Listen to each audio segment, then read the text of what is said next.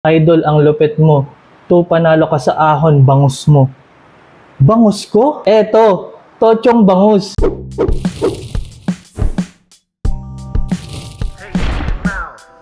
Yo, welcome to Pimp Your Food. Yan, namimiss nyo ba yung luto ng mga lola nyo, ng mga tita nyo, ng mga mama nyo?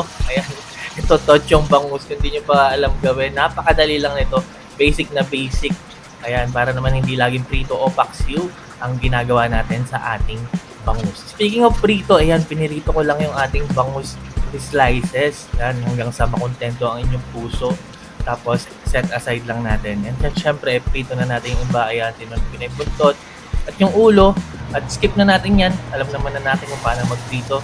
Isa tayo ng ating bawang. Hintayin natin magkakulay ang ating bawang at maging aromatic. Sunod natin ang ating luya, ang bawas ng lansa. And then, ayan, ating sibuyas at kamatis. Mas maraming kamatis pa sana, no? Para mas masarap. Hintayin lang natin lumambot yung sibuyas at kamatis. Season natin yan ng paminta. Hindi po ako maglalagay ng asin kasi may iba tayong pampaalat na ilalagay dito. Yan, tuloy natin sa pagluto hanggang sa lumambot, no? And then, lagay tayo ng konting asukal. Yan, depende sa inyo kung gaano katabi. Pangbalanse lang. Tapos, yan ang ating paalat na gagamitin. Patis. Tapos, suka. Maglagay ng suka, huwag muna natin haluin. Magagalit si Lola. Hintayin lang natin mag-simmer. Habang nag-simmer yan, lalambot na rin lalo yung ating kamatis at sibuyas. And then, pagkatapos ng ilang minuto, pwede nyo na haluin. Durugin natin lalo yung ating kamatis. Yan, no? Tapos ito pa yung ibang maalat na ingredient na ilalagay natin dito. Itong black beans or tausi, binalawang ko na yan. Tapos itong tahure.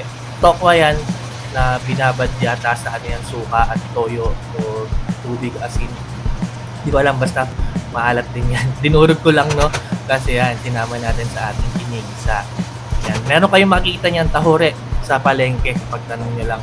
And then maglagay tayo ng isang tasa ng tubig. Ayan. Haluin mabuti, tapos tikman. Timplahan natin, depende sa gusto nyo, no? Kapag may kulang, ayan, lagay kayo ng asukal o asin. Kung kulang sa asim, lagay pa kayo ng suka.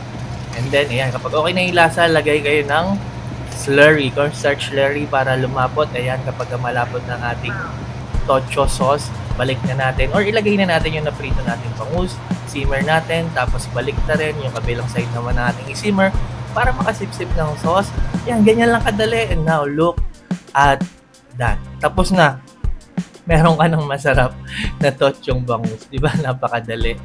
Kayang-kaya mo yan iluto sa bahay. Kung namimiss mo yung tochong bangus, ito na yung sign mo na iluto sa bahay. Maraming salamat sa inyong panonood, pagtangkilik, pagsuporta at pagsubaybay. Ako po si Team City. God bless!